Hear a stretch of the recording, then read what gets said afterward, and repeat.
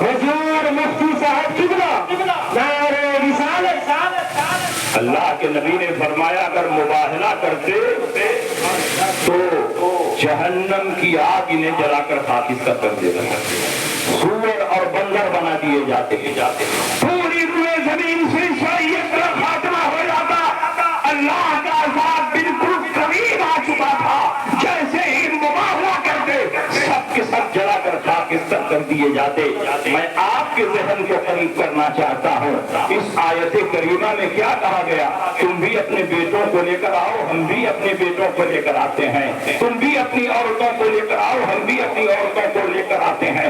پوری کائنات میں بیٹا بیٹی کی حیثیت سے نبی نے جن کا انتخاب فرمایا وہ کوئی اور نہیں، علی ہے، فاطمہ ہے اور حضرت امام حسن اور حسین۔ اس سے پتا چلا کہ پنجتن پاک یہی 5 نفوس قدسیہ۔ تو الحمدللہ ہم تو اہل بیت سے سچی محبت کرتے ہیں، اور صرف اہل بیت ہی سے نہیں محبت کرتے، ہم صحابہ سے بھی محبت کرتے ہیں، اہل بیت سے بھی محبت کرتے ہیں، اس لیے کہ ہمارا عقیدہ ہے کہ اہل بیت کی محبت ہمارے دین و ایمان کی پہچان ہے، اور ہمارا یہ بھی عقیدہ ہے کہ صحابہ کی محبت یہ ہمارے عقیدے کی پہچان ہے۔ ان میں سے ایک کو چھوڑ کر دوسرے سے محبت کا دعویٰ کمپلیٹ نہیں ہو سکتا۔ آج کے دور میں جو اہل بیت کو چھوڑ کر صرف صحابہ کی محبت کا دعویٰ کر رہے ہیں وہ خارجی ہیں، اور جو اہل بیت کو چھوڑ کر صرف صحابہ سے محبت کا دعویٰ کر رہے ہیں وہ ناصبی ہیں، اور جو صحابہ کو چھوڑ کر صرف اور صرف اہل بیت کی محبت میں سینہ پیٹ رہے ہیں وہ سب کے سب رافضی ہیں، کیونکہ آج کے دور میں صحابہ کو چھوڑ کر اہل بیت سے محبت کا دعویٰ کرنا رافضیت ہے، اہل بیت کو چھوڑ کر صحابہ سے محبت کرنا یہ خارجیت ہے، اور دونوں سے محبت کرنا یہی مسلک اعلیٰ حضرت۔ زندہ باد۔ الحمدللہ ہم لوگ مسلک اہل سنت پر ہیں، جس کی پہچان آج کے دور میں مسلک اعلیٰ حضرت سے ہوتی ہے۔ سبحان اللہ۔ اہل سنت کا ہے بیڑا پار، اصحاب حضور نجم ہیں اور ناؤ ہے عطرت رسول اللہ۔ حضرت امام حسین رضی اللہ تعالیٰ عنہ کی تعلیم و تربیت کا اہتمام خود نبی اکرم صلی اللہ علیہ وسلم نے کیا۔ بتاؤ جس کی تربیت نبی فرمائے وہ کتنا پیارا ہو، جس کو علم نبی دے وہ کتنا علم والا ہو۔ نبی اکرم نے دونوں شہزادوں کو بچپن ہی سے تعلیم و تربیت سے آراستہ فرمایا، اور اتنی محبت فرمائی کہ بار بار آپ نے رب کی بارگاہ میں دعا کی، اللہم انی احبہما واحبہما واحب من یحبہما، اے اللہ میں ان دونوں شہزادوں سے محبت کرتا ہوں، تو بھی محبت فرما، اور جو ان بچوں سے محبت کرتے ہیں ان سے بھی محبت فرما۔ لیکن محبت کا مطلب یہ نہیں ہے کہ بیٹا جو چاہے کرے کرنے دیا، نہیں، محبت اپنی جگہ اور تعلیم و تربیت کا نظام اپنی جگہ۔ نبی اکرم صلی اللہ علیہ وسلم اپنے شہزادوں کو تربیت بھی دیتے، حلال و حرام کی تعلیم بھی دیتے۔ ابو داؤد کتاب اللباس میں یہ حدیث موجود ہے، نبی اکرم صلی اللہ علیہ وسلم جب سفر میں جاتے تو اپنے سب گھر والوں سے ملتے۔ جب آدمی لمبے سفر پر جاتا ہے تو گھر والوں سے ملتا، اللہ کے نبی اپنے گھر والوں سے ملتے، اور سب سے اخیر میں جس سے ملتے وہ حضرت فاطمہ الزہرا ہوتا، کیونکہ جو خاص ہوتا ہے اس سے سب سے اخیر میں ملا جاتا۔ اور جب اللہ کے نبی کہیں سفر سے واپس آتے تو سب سے پہلے جس سے ملتے وہ بھی حضرت فاطمہ، کیونکہ جو سب سے زیادہ چہیتا ہوتا ہے آدمی پہلے اسی سے ملتا ہے۔ اللہ کے نبی سفر پر جاتے سب سے اخیر میں حضرت فاطمہ الزہرا سے ملتے، اور جب سفر سے واپس آتے تو سب سے پہلے حضرت فاطمہ۔ اللہ کے نبی ایک لمبے سفر سے واپس آئے اور معمول کے مطابق حضرت فاطمہ الزہرا کے حجرے کے پاس تشریف لے گئے، اور آپ کو معلوم ہے کہ ازواج مطہرات کے حجرے مسجد نبوی شریف میں تھے، اور سب سے آخری حجرہ تھا وہ نبی کی بیٹی کا۔ اللہ اللہ کے نبی فاطمہ الزہرا کے حجرے پہ تشریف لے گئے. دیکھا دروازے پر ایک خوبصورت پردہ لٹکا ہوا. اللہ کے نبی سید عالم صلی اللہ علیہ وسلم نے جب پردے کو دیکھا تو آپ کے چہرے پر جلال طاری ہوا. حضرت فاطمہ الزہرا نے اللہ کے نبی کو سلام کیا. نبی نے سلام کا جواب نہیں دیا. حضرت فاطمہ الزہرا نے کہا یا رسول اللہ آپ گھر میں تشریف لائے لیکن نبی نے حجرے میں اپنا قدم نہیں رکھا. جبکہ یہی نبی ہیں کہ بار بار فاطمہ الزہرا کے حجرے میں جاتے اور حضرت فاطمہ کھڑی ہو کر نبی کا استقبال کرتی, نبی کے ہاتھ کو بوسہ دیتی اور اپنی بیٹھنے کی جگہ پر نبی کو بٹھاتی. اور جب نبی کی بیٹی فاطمہ الزہرا حضور علیہ السلام کے پاس جاتی تو نبی اپنی بیٹی کی تعظیم میں کھڑے ہو جاتے, فاطمہ الزہرا کی پیشانی کو بوسہ دیتے اور جہاں نبی بیٹھتے ہیں وہاں اپنی بیٹی کو بٹھا دیتے. نبی اتنی محبت کرتے تھے حضرت فاطمہ سے کہ آپ نے ایک دو نہیں کئی موقع پر فرمایا انما فاطمہ بضعۃ منی, فاطمہ میرے جسم کا ٹکڑا. ومن احبها احبنی ومن ابغضها ابغضنی, جس نے ان سے محبت کی اس نے مجھ سے محبت کی, جس نے ان کو تکلیف پہنچائی اس نے مجھ کو تکلیف پہنچائی. لیکن اللہ کے نبی نے دیکھا کہ فاطمہ الزہرا کے حجرے پہ خوبصورت پردہ لگا ہوا. نبی اکرم کو جلال طاری ہوا, سلام کا جواب نہیں دیا, حجرے میں داخل نہیں ہوئے اور دروازے پر امام حسن اور حسین جو بالکل چھوٹے تھے 3-4 سال کے, وہ کھیل رہے تھے اور ان کے ہاتھوں میں چاندی کا کنگن تھا, چاندی کا کڑا تھا. اللہ کے نبی نے جب دیکھا تو اور جلال طاری ہوا. اللہ کے نبی واپس اپنے حجرے میں داخل ہوئے. ادھر بیٹی فاطمہ الزہرا بہت پریشان ہوئی کہ اللہ کے نبی میرے حجرے میں کیوں نہیں آئے, مجھ سے کیا خطا ہو گئی. حضرت علی کرم اللہ تعالی وجہ الکریم آئے تو دیکھا فاطمہ بہت اداس. کہا فاطمہ کیا بات ہے, آپ بہت اداس ہیں. کہا رسول اللہ صلی اللہ علیہ وسلم ابھی تشریف لائے تھے, دروازے پر کھڑے تھے, میں نے سلام کیا, نبی نے سلام کا جواب نہیں دیا. میں نے اللہ کے نبی کو حجرے میں داخل ہونے کی گزارش کی, اللہ کے نبی حجرے میں بھی داخل نہیں ہوئے اور اللہ کے نبی واپس چلے گئے. مجھے بہت صدمہ ہے کہ اللہ کے نبی میرے حجرے میں داخل کیوں نہیں. حضرت علی نے جب یہ واقعہ سنا تو وہ بھی پریشان ہوئے. حضرت علی بھاگتے ہوئے نبی کے حجرے میں آئے, کہا یا رسول اللہ آپ کی بیٹی فاطمہ بہت پریشان ہے, آپ نے ان کے سلام کا جواب نہیں دیا اور آپ ان کے حجرے میں داخل نہیں ہوئے. اللہ کے نبی نے فرمایا کہ میں نے دیکھا دروازے پر ایک خوبصورت پردہ لٹکا ہوا ہے. کیا میرے اہل بیت دنیا میں اسی لیے آئے تھے کہ دنیا کا بدلہ دنیا ہی میں پا جائے, دنیا میں عیش و عشرت کی زندگی گزارے. اللہ نے میرے اہل بیت کے لیے دنیا نہیں بلکہ آخرت رکھی ہے, اس لیے میں چاہتا ہوں کہ میرے اہل بیت سادگی کے ساتھ زندگی بسر کریں جیسے میں سادگی کے ساتھ زندگی بسر کروں. اور میں نے دیکھا کہ حسن اور حسین کے ہاتھ میں چاندی کا کڑا, وہ تو بچے ہیں, تم لوگ تو بچے نہیں ہو, تم کو معلوم ہونا چاہیے کہ مردوں کو چاندی پہننا حرام ہے. کیسے ان بچوں کے ہاتھ میں چاندی کا کڑا آیا؟ جب حضرت علی کو یہ معلوم ہوا تو حجرے میں داخل ہوئے, حضرت فاطمہ کو بتایا. حضرت فاطمہ نے فوراً وہ پردہ نوچ کر پار کر پھینک دیا. جو پردہ نبی کو پسند نہیں آیا وہ فاطمہ کے حجرے پر نہیں لٹک سکتا ہے. اور حضرت فاطمہ نے امام حسن اور حسین کے ہاتھ سے چاندی کا کڑا نکالا اور اس کو توڑ کر کے ان کے سامنے پھینک دیا. سبحان اللہ. اب یہ دونوں بچے چھوٹے چھوٹے, جب چاندی کا کڑا توڑا گیا تو دونوں رونے لگے اور چاندی کے کڑے کو چن چن کر کے اپنی مٹھی میں لے کر کے حضور علیہ السلام کی بارگاہ میں شکایت کرنے کے لیے پہنچے. حضور علیہ السلام نے ان کو کلیجے سے لگا لیا. روتے ہوئے بچوں نے کہا کہ امی نے ہمارا کڑا توڑ دیا. رسول پاک نے فرمایا کہ وہ کڑا مجھ کو دے دو. وہ کڑا آپ کو دے دیا.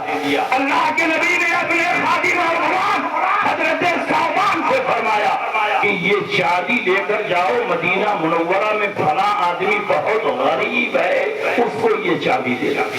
حضرت ثوبان لے گئے اور اس غریب آدمی کو چابی دے دی۔ نبی اکرم کیسی تربیت فرما رہے ہیں؟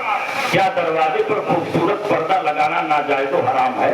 ناجائز و حرام نہیں ہے۔ اس پردے پر کوئی تصویر بھی نہیں بنی تھی، وہ تصویر والی روایت حضرت عائشہ کے حجرے کی بات ہے۔ حضرت فاطمہ کے دروازے پر جو پردہ لٹک رہا تھا اس میں کوئی تصویر نہیں تھی، ہاں خوبصورت پردہ تھا، مگر اللہ کے نبی نے یہ بھی نہیں پسند فرمایا کہ میرے اہل بیت کے دروازے پر رنگین پردہ لٹکایا جائے۔ اللہ کے نبی نے یہ بھی نہیں پسند فرمایا کہ یہ بچے جو غیر مکلف ہیں، احکام شرع کے مکلف نہیں ہے، لیکن نبی نہیں چاہتے ہیں کہ ان بچوں کے ہاتھ میں بھی چابی کا کڑا۔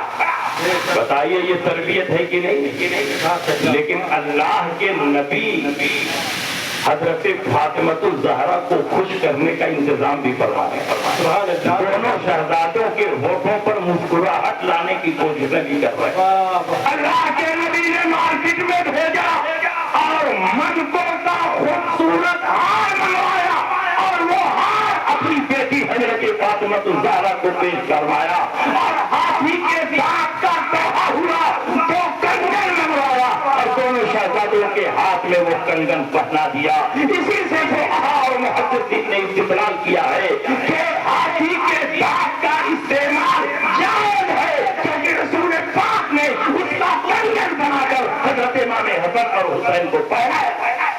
نعرہ تکبیر، نعرہ رسالت، ذکر شہدائے کربلا، نعرہ رسالت۔ حضرت امام حسن اور حسین کی تربیت درسگاہ مصطفیٰ میں ہو رہی ہے۔ انہوں نے کسی مدرسے میں تعلیم حاصل نہیں کی، درسگاہ مصطفیٰ میں انہوں نے پڑھا، بارگاہ مصطفیٰ سے ان کو پلایا گیا، نگاہ مصطفیٰ سے ان کو علوم و معارف کا جام دیا گیا۔ انہوں نے آنکھیں نبی کی گود میں اوڑھ لی، ایک دو بار نہیں، بار بار اللہ کے نبی نے ان کی پیشانی کو بوسہ دیا۔ حسن اور حسین کی پیشانی صرف پیشانی نہیں ہے بلکہ بوسہ گاہ مصطفیٰ ہے، اور ان کی زبان معمولی زبان نہیں ہے۔ نبی اکرم صلی اللہ علیہ وسلم ان شہزادوں کی زبان کو اپنے منہ میں رکھ کر ایسے ہی چوستے تھے جیسے آدمی کھجور کی گٹھلی کو چوستا ہے۔ کما یمتص الرجل التمر، جیسے آدمی کھجور کی گٹھلی چوستا ہے ویسے رسول پاک امام حسن اور حسین کی زبان کو اسی لیے امام حسن اور حسین کی زبان اتنی بابرکت، اتنی پاکیزہ ہو گئی کہ جو دعا ان کی زبان سے نکلتی تھی رب کی بارگاہ میں قبول ہو جاتی۔ حضرت امام حسین نے کربلا کی سرزمین پر جتنی دعائیں مانگی پروردگار عالم نے وہ ساری دعائیں قبول فرمائی۔ اگر امام حسین چاہتے تو بادل کو آرڈر کرتے اور بادل آپ پر برسنا شروع ہو جاتا۔ اگر امام حسین چاہتے نہر فرات کو اشارہ کرتے، نہر فرات اپنا راستہ تبدیل کرتا اور خیمہ حسینی کے پاس آ جاتا۔ اگر امام حسین چاہتے تو زمین پر ٹھوکر مار دیتے، پانی کا چشمہ جاری ہو جاتا۔ لیکن حسین بھوکے ہیں، حسین پیاسے ہیں، ظلم و جبر کی تلوار سے ذبح کیے جا رہے ہیں۔ امام حسین نے جتنی دعائیں مانگی اور جیسے جیسے مانگی پروردگار عالم نے اسے قبول فرما لیا۔ لیکن ایک مرتبہ بھی امام حسین نے اپنے لیے اور اپنے شہزادوں کے لیے پانی کی دعا نہیں فرمائی۔ آج کچھ لوگ کہتے ہیں کہ آپ لوگ علی کو مشکل کشا کہتے ہیں، آپ لوگ کہتے ہیں ولیوں میں بڑا پاور ہے، ولی جو بھی دعا مانگتے ہیں قبول ہو جاتی ہے۔ جب حسین کربلا میں خود کو نہ بچا سکے، علی اپنے بیٹے کو نہ بچا سکے، تو پھر میدان محشر میں آپ کو کیسے بچائیں گے؟ میں کہتا ہوں امام حسین نے اپنے آپ کو بچانے کی کبھی کوشش ہی نہیں کی۔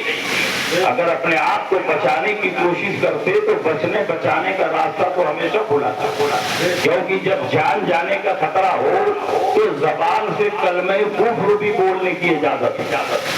इल्ला मन उकरिहा वक़ल्बुहु मुतमइन्नुन बिल ईमान, उसका दिल ईमान पर जमा होना चाहिए। जबान से कलमे कुफ्र बोल दे तो वो काफिर नहीं होगा। शरीयत जान बचाने के लिए इसकी रुखसत देती है। तो इमाम हुसैन तो अगर झूठी बैयत कर लेते तो भी उनकी जान बच जाती, कदमों में दिरहमों दीनार के अंबार लग जाते।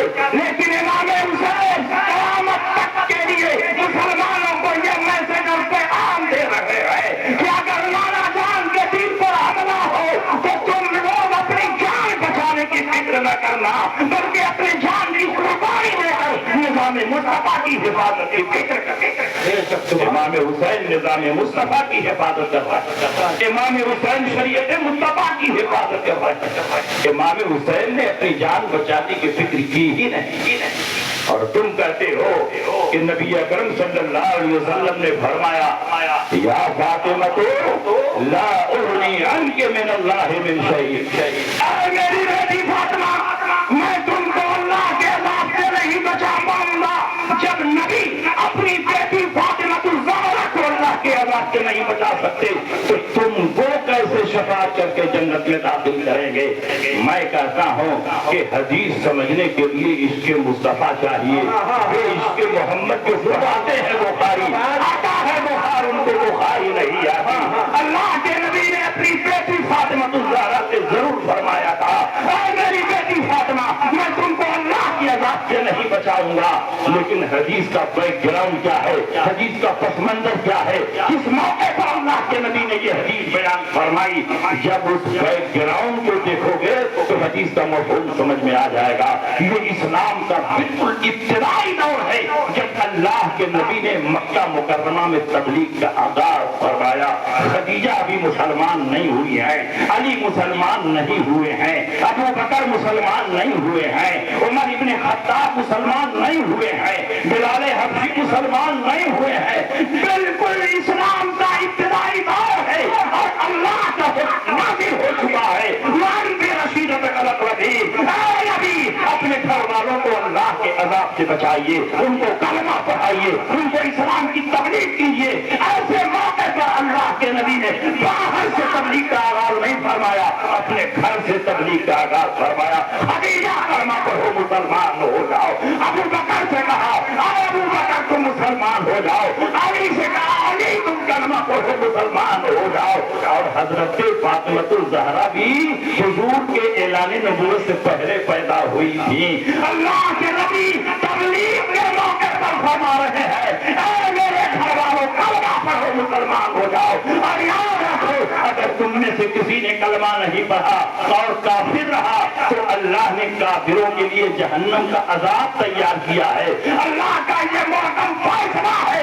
अल्लाह के इस फैसले के मुकाबले में मैं तुम्हारी कोई मदद नहीं करूंगा।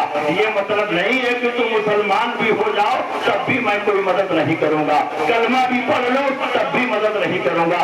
अल्लाह के नबी ने तो हजरत फातिमा ज़हरा को इतना नवाजा कि सिर्फ जन्नती नहीं बनाया, जन्नती औरतों की सरदारी अता फरमा दी। अल्लाह के नबी इरशाद फरमाते हैं, इन्नमा फातिमा तो सय्यदतु निसाए अहल जन्नह, फातिमा जन्नती औरतों की सरदार है। और नबी ने फातिमा की शान में फरमाया, या अहलल मशरक़ नक्किसू रुऊसकुम वअद्दू अब्सारकुम फइन्न फातिमा बिन्त मुहम्मदिन तमुर्रु मअ सबईना अल्फन मिनल हुरिल ईन। जब मेरी बेटी फातिमा ज़हरा पुरसराज से गुजरेंगी तो अहले महशर को निदा दी जाएगी, ऐ अहले महशर गर्दनें झुका लो, आंखें बंद कर लो, कोई और नहीं, नबी की बेटी फातिमा ज़हरा 70,000 हूरों के साथ गुजरने वाला है।